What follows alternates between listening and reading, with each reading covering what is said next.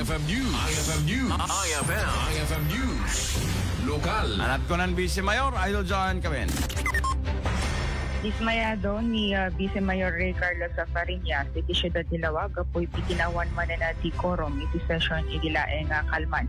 Segun ken po na, impagunam-gunam na kadagiting miyembros, ano wen ken mabalin kit adda ko mamatlaeng mangbukal iti korom, sa oray nagpakita dalaeng, sakpa iti panagatendar da iti proclamation rally. Kinanana kalpasan na tiya panakaysarita na, kit imanamong damit dagiting miyembros, ngem nasdaaw, tamay-samay sa metenti nang ipakamuken ko na, iti sa anda panagatendar. Kasi man tiya paset ti panagasarita na. Sa tusaya po ket awan quorum na dito 226 na regular session dito sa Sangguniang Panglungsod po naka-dismaya na customer di napasama kina po hindi kalman lang insarita kadapado no mabalin agpakita dalang tapno makakonvene kami kadto digitoy resolution nga dapat nga ma-aprobaran nag-commit namin amin na po ngawen tapos TV Garden mesa-mesa damit na ng send kinyak ng message kinyak ni Apo Brian kanya Apo Kiko so dalang nag-message ako nga ang emergency leave kamlatan na Apo Bise kaputa nasapat di full time kano JNT proclamation rally ni Apo BBM which is awata all nakitutak lang ako ni Apo SK President tayo Michael Agustin uriso na kumalaktamit ti nagsakripisyo na SK namin so na elected so di sila nga po ti rigat na no maminsan na ti handang matalyaw di kirepren obligasyon na kumalit.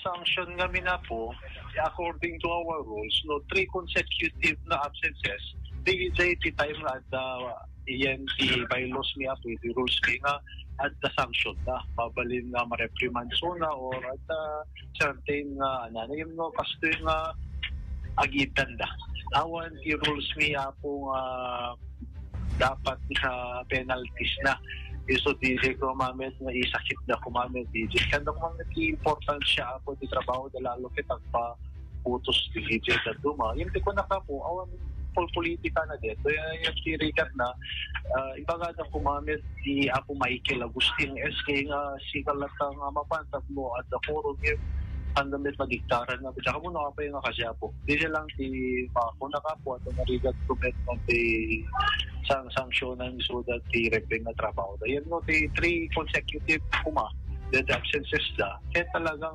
sanksyonin niya po tadamit di GFP rules meeting Tiya paset, tiya panagasarita ni Vice Mayor Ray Carlos Fariñas. Okay.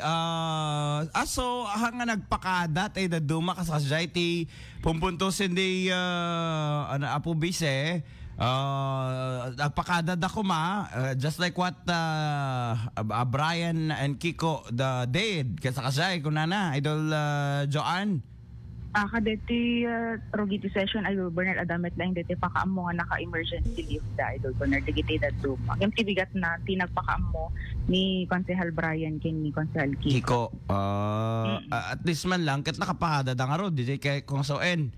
At least ka ada DJ pakaamuda iti presiding officer kasakas iti pumbuntusin na Apo Vice and in single out na ni SK Federated President Michael Christoph Agustin apay pati ni Apo SK ket nagturong pa iti alyansa when napampay Idol Bernard ore ko laing iso na tinagsakripisyo ko na natapnon no adati quorum ko maidikal man ta dati no kaste nga handa nga maka-attendar ni konsehal ken abogado Juan Conrado Respicio the second timang tayo no kwangin idikal man nagsanggasat ta naka-sick leave med iso na Idol Bernard sick leave ni Apo konsehal so no kumalang mat adani Apo SK Federated President, dikad gusto mo lang tibilang. Dawala quorum na. Idol Bernard. Ha?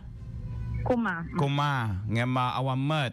Anak ano treason ni Apo Michael? Si Morot kadetoy ken nasapat call time. Just like what Cons Kiko and Cons Brian said. When Idol Bernard sang kamay sa damit nga nagturong. Ata Team Marcos damit. When Idol Bernard. Okay. When ata in support met with Senator Amy Marcos at iso na mo ti talagang asideg kadigiti kabataang barangay or kadigiti SKs. When Idol Bernard.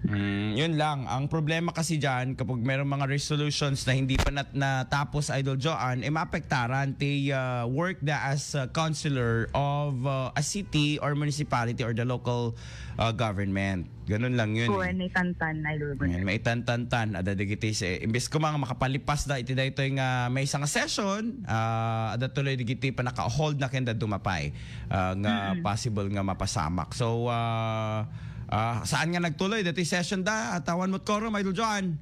When, saan nga nagtuloy, Idol Bernard? Dekad, sayang mo't, digiti efforts, digiti presente, nga nagturong iti sanggo ng palusod. When, yung ti bigat na Idol Bernard, amudan, kasang mapasamak di jayan, anandaan-daan. Kaya talaga gamit nga napasamak, Idol Bernard. Talaga? Akin na, di mo nga mapigilan at naganan, umay pa iti presidente. Kat ibagada nga umay ta presidente, you don't know the hour. Ngam siya kat amok nga 6, ipilit na ngamin nga 3 o'clock, dati presidente, kada 4, kada 5. Ano na kata, in my experience, iti pa nagcover ti presidente at pagina na Pilipinas, Duterte administration pa ilang aging gana tata. Amok no kasano ti protocol kada kwan, amok no nga nganin ti presidente kasi Idol Joan. So nga ko nakat baka 6 o'clock ato pa ilang data at no lockdown kati 4, 2 hours si lockdown, 6 nga dati presidente. So alas 4 lockdown dan plus 2 di 6 o'clock. So sakto nga 6 o'clock nga rumwar ti presidente Bongbong Marcos, Idol Joan. Parang ganun baga. Ayun, may adjustments din and like for example, apay tataba ko dapat ti scheduled by ti Miss Lawag. Itatangal daw, Idol Bernard. It was originally scheduled yesterday. 11 ko madapat, tama? When, Idol Bernard. Parang gano'n, meron mga adjustments. So nag-adjust ng 1 day. Parang gano'n. Pwede naman nilang, because the Allianza is here and the President is here and the senatoriables are here, pwede with due respect to them, di ba? Pwede ba nilang i-transfer to Wednesday session? Parang gano'n. When adamit kit dinuko ka story, Idol Bernard, barbaring mapanunutan dan to DJ. When na dito special session.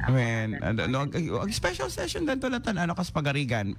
If they're in a hurry, tap na makapag-make up da kadigiti naganan. Session da iti sanggunyan panlonsod.